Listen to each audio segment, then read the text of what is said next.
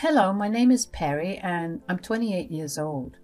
This event actually has this huge backstory behind it. I come from a complicated family, to say the least, but this incident will revolve around my pathetic excuse of a father, and I'm only speaking about this because I need to rant about everything that happened somewhere. My dad had married my mom when they were only 19. You see, my mom got pregnant with me then. They were supposed to be a casual fling only, but well, that couldn't happen anymore.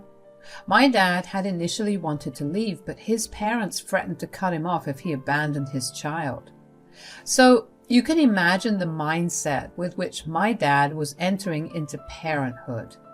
My mom came from a religious family, so they got married pretty quickly. When I was born, my dad was barely around. All of my earliest memories were with my mom itself. I remember hearing them fight a lot. Mom would always be crying while my dad yelled at her. He used to tell her that he was miserable all because of her. I remember not liking him for a long while. Even though there was a lot of negativity in my house, my mom made sure to shield me from it all to the best of her abilities. My mom was diagnosed with late-stage cancer when I was 6, and she was gone within a year. Of course, I was devastated. I would cry and scream for her, and that only seemed to get my dad even angrier. He never fully abandoned me, but I was almost always at my grandparents' place. A year after my mom passed away, Dad got married to my stepmom, Stacy.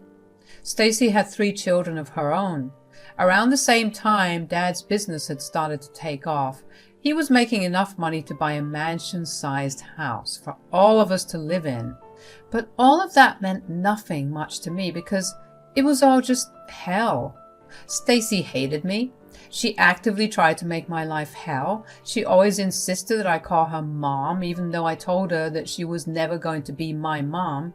Dad also took her side, and I was often grounded for weeks because I refused to call her mom. I remember one time Dad and Stacy cornered me when I was 13 years old and asked me to let Stacy adopt me. Perry, we have something important to discuss with you. I want to adopt you as my child too. No, I told you, you're not my mom, and you won't ever be. I do not remember saying that I'm asking you. That's unfair. You barely gave me time to process Mom's death to begin with. You brought a whole new woman into my life and you expected me to call her Mom from the start? I don't want another mom. I had the best one. Get over it, Perry. It happened years ago.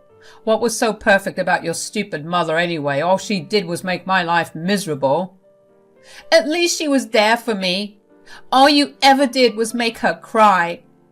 Perry, this is no way to speak to your father. Whatever. I'm going to my room.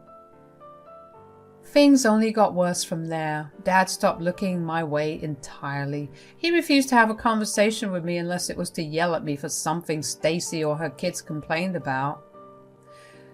I tried to have at least some form of a relationship with him, but he made it explicitly clear that he disliked me. And Stacy didn't make things better for me. She kept telling me that I was the black sheep of the family because I refused to let go of my mom. She told me that I was a painful reminder of her to my dad, and that if I just gave in, my life would be easier. Of course, I never listened to a word of what she said. When both of them realized what they wanted was never going to happen, they resorted to ignoring everything regarding me. I was left alone to fend for myself. By this time, I was around 14. I was given a monthly allowance to survive on, and that was about it. I wanted to run away from home, but my grandparents on both sides had passed away, and I had no contact with any other family member. While I struggled, my step-siblings lived lavish lives. There was not a thing they didn't get, regardless of whether they asked for it or not. They had all the latest gadgets and all the best things in life. They went to these expensive private schools and had an allowance that was at least 3 times more than mine. This only made me angrier because these kids were younger than me. What had I done that was so wrong? I was still my father's daughter. I tried to talk to him about it, but he wouldn't even engage me. He would walk past me like I didn't exist. Meanwhile, Stacy would smirk at me and offer fake sympathy. When I turned 16, my monthly allowance stopped. I was told to get a job and sustain myself that way. Of course, I was exhausted every single day. Juggling school and work was tiring, but no one really cared. The only solace I had was my best friend and the thought that once I turned 18, I would have access to the trust fund my mom set up for me. My mom came from a pretty wealthy family. As soon as she found out she was pregnant, she set up a trust fund in my name. When my grandparents passed away, my inheritance was put into the trust fund. Would I have liked the money at that point itself? Yeah, but life was not going to be easy that way. I think my breaking point was when I was 17. I had already been supporting myself because my dad spent everything he earned on his stepkids. I had begun to find money missing from my wallet. Initially, it was only small amounts, but then it started to get bigger. Of course, I freaked out, but I couldn't really point fingers at anyone because I had no proof of anything. Of course, I didn't rule out the possibility that I was misplacing my money. So I started saving all my bills and keeping accounts of every purchase I made. When I still found money disappearing, I decided to keep all my money in my account itself.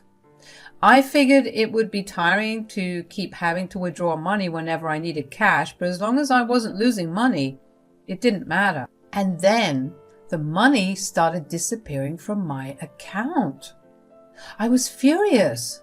I knew for sure that I wasn't the one who was spending it. I went through my transactions online and found out that money had been transferred from my account to my stepsister's account. I saw red at that point. I confronted my stepmom about it because I knew that talking to my stepsister would do nothing. Your daughter has been stealing money from me. You better put her in her place. Stealing? Oh, honey, I doubt that she would steal from you. Well, look here. These are my bank statements, and they clearly show that money has been sent from my account to hers. Maybe you sent her the money because she asked you to? I know I didn't. She never even asked me. Look, why don't you just put this behind you, yeah? She's your sister after all. She must have needed a little money. How can I put this behind me? I'm the one responsible for myself. There's never enough money for my needs. So when your daughter steals from me, how do I continue to survive? Stop being dramatic. All she took was $40. She didn't only take $40. She's been stealing from me for months now. I've been struggling for a while now, but none of you guys seem to care. You know what? I'll stop being dramatic when you pay me back the $300 she took from me. How could you be so selfish? It's your sister. She's not. Even if she was, any reasonable parent would have reimbursed what she took from me. Oh, so you think I'm being unreasonable? Yes, obviously. Wait till your dad hears about this. I groaned because I knew where that was going to go. But at that point, I had given up hope. I knew that whatever my dad heard from his lovely wife was going to trump everything I said. I knew at that moment that I couldn't go on living that way. I began packing all my things while I waited for my dad to come back home from work. The only reason I didn't leave immediately was because I had hoped that he would listen to me. I wanted to give him one last chance. But since there was a large possibility that he would ignore everything I said, I made arrangements for my stay at my best friend's place. Her parents were more than happy to help me out. I only had a few more months until I turned 18. Once I turned 18, I would have been able to get my own place.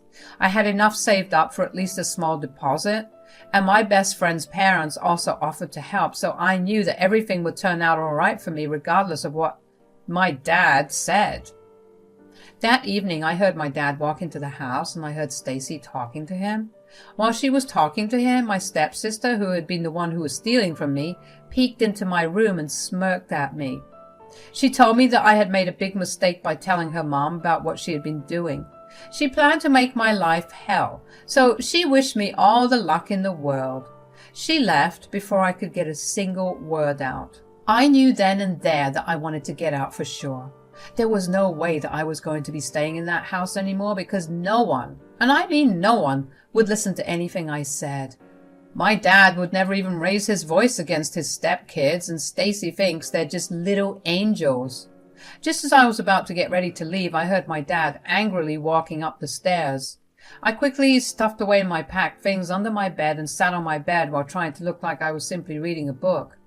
My heart raced with anxiety as I waited for my dad to come in and start yelling at me. "You called your mom unreasonable, Perry? That is beyond disrespectful. Did she tell you why I called her unreasonable? Just because one of your sisters took some money from you isn't a good enough reason.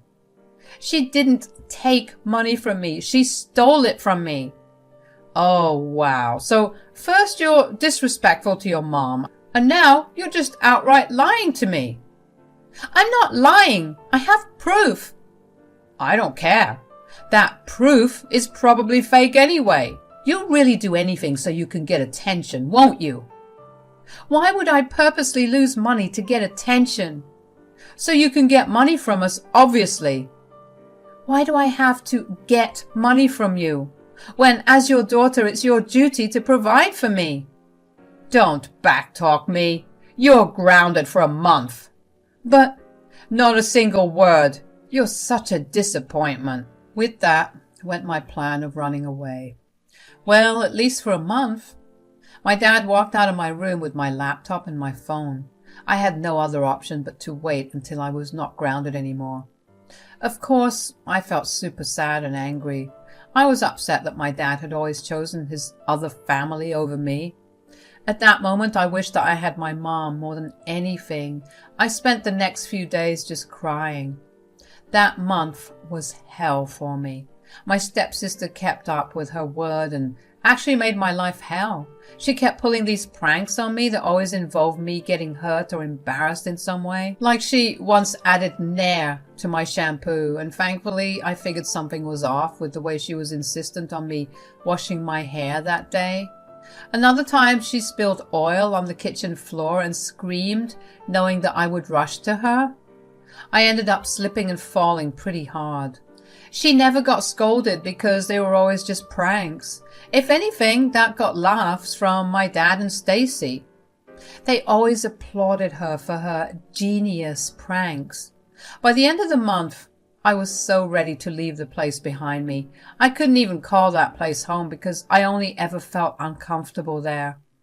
On the day that I got my phone and laptop back, I waited until everyone in the house fell asleep to text my best friend. She came and picked me up. I managed to sneak out of the house without making a single sound, and in that moment, I had never felt freer and more excited for the future. From then on, my life only took a turn for the better. My best friend's parents gave me a room in their house and treated me like I was their own child. My money was mine to keep because they took care of my every need. I was truly blessed to have such kind people in my life. As soon as I turned 18, I was given access to the trust fund my mom had set up for me. It had more than enough money to get me through college and take care of me for a little while after I graduated as well. I got into my dream college and I moved states to attend it. I was a stellar student and I worked on the side too. I knew that I had more than enough money to live well, but I didn't want to solely depend on the trust fund. I worked at a local coffee shop to live well. I was able to rent a small apartment and I finally felt free and alive. I barely heard anything from my dad. I got one text from him asking me where I was the morning after I left. I simply told him I was safe and that was the end of all conversation between him and me. Yeah, it hurt like crazy that he never bothered to check on how I was doing. I still followed him on social media and I saw pictures of all the places he and his family went to every other month or so. For a while, I even wondered if I was the one who had been holding them back for so long. Was I the one making them unhappy? But then, the more I thought about it, the more I realized how messed up it was that my dad blatantly ignored me constantly. It was messed up how he would treat his family better than me while I lived with him.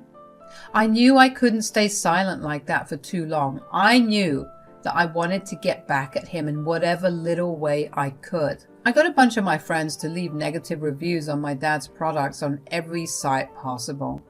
My dad worked as an app developer and in general with data development. I knew just how important reviews were for his business. Anyway, over my college years, I managed to make a lot of friends and acquaintances. Each one of them negatively rated my dad's stuff for a while using different accounts. Eventually, though, I forgot about it. I guess I felt like I had done enough damage as it was. Not to mention, I wasn't seeing any actual results, and it felt like I was just hating into a void, so I let it go. About 6 years after I moved out, I was in a much better place. I had a well-paying job after graduating from university with honors. I was able to rent a better place and even managed to get myself into a good relationship. I was living a great life. And then my dad turned up at my door. It was a regular weekend when I heard a knock at the door. I went to check the security camera and I was shocked to see my dad standing there waiting to be buzzed in. I contemplated letting him in. On one hand, I wanted nothing to do with him any longer. On the other hand, I was way too curious to find out why he suddenly wanted to meet. I decided to let him in. "Hey, honey." "Honey? What's with this sudden sweetness?" "Sudden? I've always been this way with you." "Oh, just cut it out already." "Why are you always so mean? This is why I could never bond with you." "You can't be serious. You went 5 years without talking to me because I'm mean? If that's what you've come to talk to me about, you can leave." No, that's not it. I needed to talk to you about something really important." "Well, what is it?" "I see that you're living a very good life now. Is it all your mother's money?" "Why? Do you only think I'm capable of being successful because of my mom's money?" "Well, no, but I'm just wondering." "At least I had one parent that cared about me." "Oh, don't be like that, Perry." "Just tell me what you came here to tell me. The more I listen to you talk, the angrier I get." It was true. I really did begin to feel immense amounts of rage the more he stood in my living room and talked. Somehow he did not feel remorseful at all. He was purposely saying things that he knew would irritate me. The only reason I let him stay is because I was too damn curious to find out what it was that he wanted to tell me. Dad shuffled around on his feet and looked around my apartment for a minute, so I figured he would much rather have this conversation while sitting down. I led him to the couch and brought him a glass of water. "Okay, you're comfortable now. Spill." "So, I'm in trouble right now." "Trouble? What do you mean?" "My company went under." "Do you mean that you've had to shut it down?" "Yeah, it's been rough. I mean, everything I built has just come crashing down so hard." "How did it happen?" "I just made a bunch of terrible business decisions because I had a lot of negative reviews coming in for a long while. Those decisions only led to a loss of business. I had to close it down before I lost even more money." "How's Stacy and her kids?" "About that. They left me." "Left? Why? Weren't you like the best thing that happened to them?" "Apparently they were only there for the money. Stacy left me the day my company shut down, so it was like a double kill for me." "So what are you going to do now?" "Well, I was thinking that since you had all your mom's money still with you, or at least a good portion of it, you should help me out." "Should? Why should I do anything for you?" "Because you have money and I'm your dad." "Well, you're not my dad. You haven't been my dad for years. As soon as you married Stacy, you stopped being my dad." "How can you say that?" "You ignored me for years. You didn't even provide for me. You had so much money and barely any of it went towards me. You deserve everything coming your way." "I didn't raise you to be so heartless." "That's about the only thing you actually taught me. Get out of my house." I could tell that he was hurt by the way I was treating him. But then again, the air of importance he walked in with made me want to punch him. And for him to just demand that I fork out money and help him out was beyond anything that I had even expected him to do. Dad tried to protest, but I told him the same advice he gave me every time I came to him for help. This is your problem, not mine. This is life. Get used to it. I could see that Dad wanted to tear his hair out of his scalp in frustration, and that sight truly made me feel great. I couldn't believe that the little thing I did could have had such a large impact. I'm not even kidding when I say that I had actually forgotten about it, and even about him for a while. Seeing him again reignited all the hatred and anger I felt towards him. Disowning him as my father only made things sweeter for me. Finally, I got to do to him what he did to me for nearly all my life. Dad did end up leaving shortly after that. It took a while for me to calm down from that experience, but I managed to continue living my life normally. Dad kept trying to text and call me. He would keep switching between begging me to help him and calling me a selfish, ignorant brat who had no values. Either way, I never paid him much attention. I learned over time that he had been bumming off a few family members. He's been struggling while Stacy actually was living her life.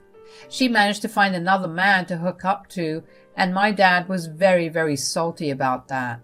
His social media was filled with nothing but hate towards her. Several family members came forward and asked me to take my dad in, but I blatantly refused. I explained my situation to them, and while some of them agreed with me, most of them told me to let everything go because he was family. I reminded them that he was their family too, so they were free to help him out. Life since then has been good once again. I received a promotion and I'll be getting married next year. I know I struggled a lot, but I'm glad that I had at least one parent who looked out for me enough that I was able to finally make it in life.